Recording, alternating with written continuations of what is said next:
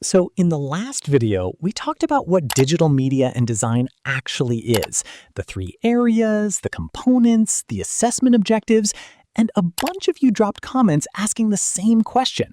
Okay, but how do I actually do the supporting studies? That question right there, that's the difference between a C and an A. Because here's the thing, the supporting studies are not a formality. They are not just background work you do before the real stuff. They are literally half your mark, and most students treat them like a last-minute scrapbook. So in this video, I'm going to walk you through exactly what goes in them, how to structure them page by page, and what the examiner is actually reading when they go through your work. Let's go. First, what even are supporting studies? Because the name is kind of vague. Supporting studies are your creative diary. They show Cambridge the entire journey you took to get to your final outcome. Every idea you had, every designer you looked at, every experiment you ran, every time you changed direction, and why. Cambridge wants to see your thinking, not just your result. Think of it like this. Imagine you're watching a cooking competition. The judges don't just taste the final dish and give you a score. They want to see you select your ingredients, try techniques, make mistakes, adjust the seasoning, and then plate it beautifully. The process is the performance. Your supporting studies are that process, documented, presented, and submitted alongside your final piece. And here's what makes this even more important. Cambridge marks your supporting studies against the exact same 4 assessment objectives as your final outcome. AO1, AO2, AO3, AO4, each worth 25 marks. Your journey and your destination are equally weighted. Now, Cambridge says you submit up to 10 pages or screens of supporting studies. And I see students react to this 2 ways. Some students panic and think, 10 pages is not enough. I have so much to show. And some students think, oh great, I only need 10 pages. I'll keep it minimal. Both reactions are wrong. Here's the actual deal. 10 pages is not a limit on how much you work. It's a limit on how much you submit. You might do 30 pages of exploration, sketches, experiments, research, and then you curate the best 10 that tell your creative story most effectively. This curation is itself a skill, choosing what to include, what to leave out, and how to sequence your pages so the examiner can follow your creative journey. That's design thinking in action. So think of your 10 pages like chapters in a story. Each page should move the story forward. If a page doesn't add anything new to the narrative, cut it. Now, what goes on each of those 10 pages? Let me break it down section by section. Okay, let's go AO by AO. First, AO1. Research and Record.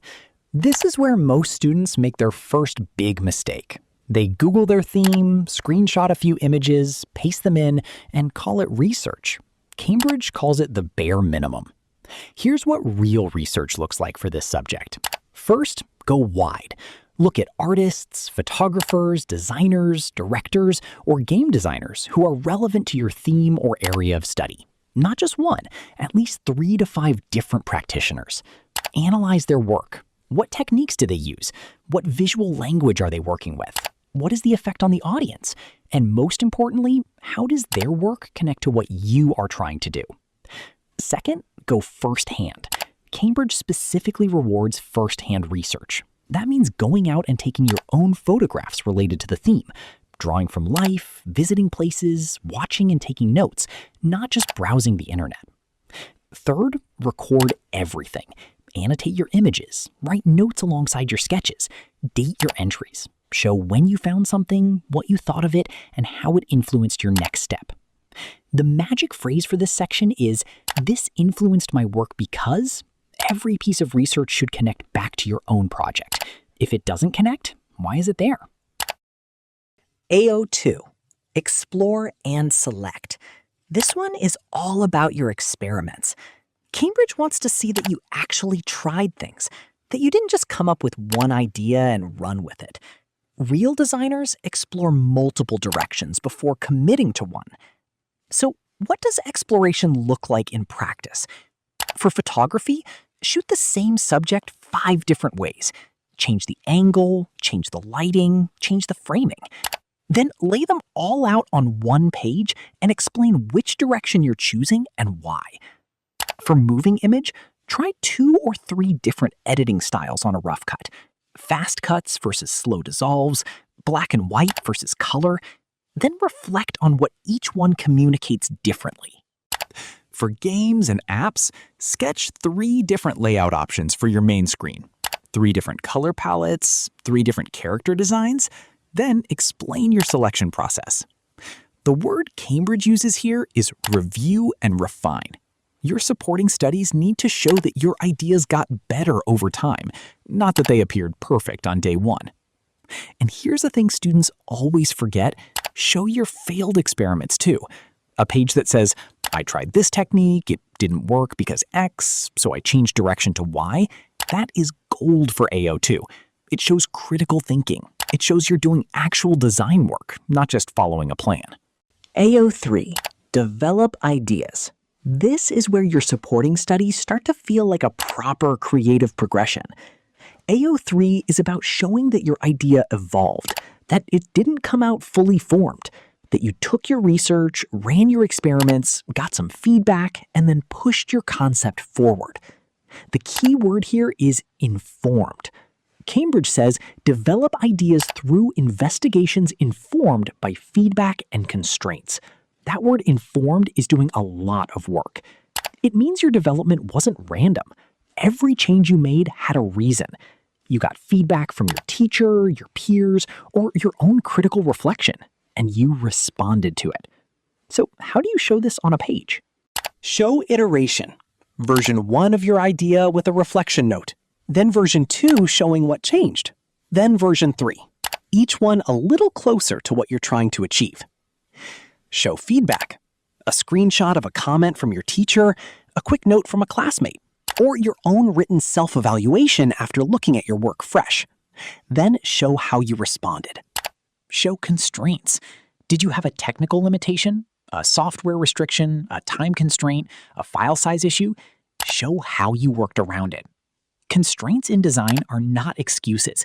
They're creative problems to solve. The examiner reading your AO3 pages should feel like they're watching your idea grow in real time. AO4, produce. This is your final outcome. Now, AO4 is not just about the quality of your final piece, it's about how clearly your final piece connects back to everything that came before it. Cambridge says, produce a personal digital outcome that realizes intentions and makes connections between ideas and digital media and design. That phrase, realizes intentions, is key. Your final outcome should feel like the logical conclusion of your creative journey. Anyone looking at your supporting studies and then your final piece should be able to say, yes, I can see how they got here. For component 1, your final proposal doesn't have to be a fully finished piece. It's a proposal, a pitch, a presentation, a detailed set of final ideas showing what your project would look like. Concept artwork, mock-ups, storyboard frames, screen designs. The focus is on your vision, not a production-ready deliverable. For component 2, your final outcome is produced in the 10-hour supervised test. Your supporting studies go in with you. They're your reference materials during the test. So the better your supporting studies, the better equipped you are when the clock starts. And for component 3, your personal investigation, the final practical outcome is accompanied by a 1,000 to 1,500 word written commentary. We'll cover that in a separate video. But the principle is the same. The outcome and the journey that led to it are both being assessed. Okay, so let's make this super practical. If you've got 10 pages to submit, here's a structure that covers all 4 AOs cleanly. Pages 1 and 2, research, artist studies, contextual references, first-hand observations, annotated, connected to your brief. Page 3, mood board or visual direction, the visual language you're working towards, color palette, tone, composition style, references, annotated with reasons, not just images. Pages 4 and 5, initial experiments and exploration, your first attempts. different techniques, different approaches. Show what worked and what didn't. Page 6, feedback and reflection. A documented feedback moment from your teacher, peers, or yourself, and your written response. What did you take from this? What changed? Pages 7 and 8, development and iteration. Your idea evolving. Version 2, version 3, show how feedback shaped each change. Page 9, pre-final review. Your last reflection before the final piece. Does it meet the brief? Have you considered your audience? Have you thought about ethics, accessibility, visual language? Page 10, final direction statement or final proposal presentation. Your resolved idea, presented clearly. For component 1, this is your pitch. For component 2, this feeds directly into your supervised test. This is not the only structure that works, but it ensures every AO gets airtime, and that's what matters.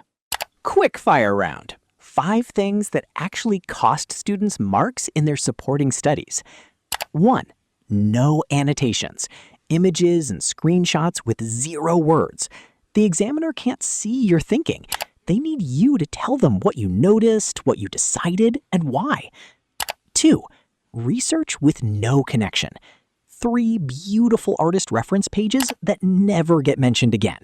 If your research didn't influence your work, why are you submitting it? 3.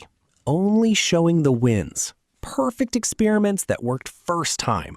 No failures, no changes, no iterations. This actually raises red flags. Real creative work is messy. Show the mess. 4. No feedback evidence. If you can't show a single moment where you took input and responded to it, AO3 takes a hit. Even a 1-line reflection counts. 5. Ignoring the brief. Your supporting studies should reference the Component 1 theme or the Component 2 assignment brief regularly. Every page should feel like it's in service of that brief, not a portfolio of random creative work. All right, let's land the plane. Supporting studies are your creative journey, documented, selected, and submitted alongside your final outcome. They are marked with the same 4 AOs as your final piece, each AO worth 25 marks. You get 10 pages. Make them count. Curate them. Don't dump everything in. AO1, deep research connected to your work. AO2, experiments, selection, failed attempts included. AO3, show your idea evolving through feedback and iteration. AO4, a final outcome or proposal that clearly connects back to everything before it. Annotate everything. Reference your brief constantly. Show your thinking, not just your results. If you found this useful, like and subscribe, because the next video is going to go even deeper. We're doing a full walkthrough of Component 1, how to pick your theme, how to structure your proposal, and how to present your pitch so the examiner actually gets excited reading it. Drop a comment below. Which component are you working on right now? I read everything. You've got this.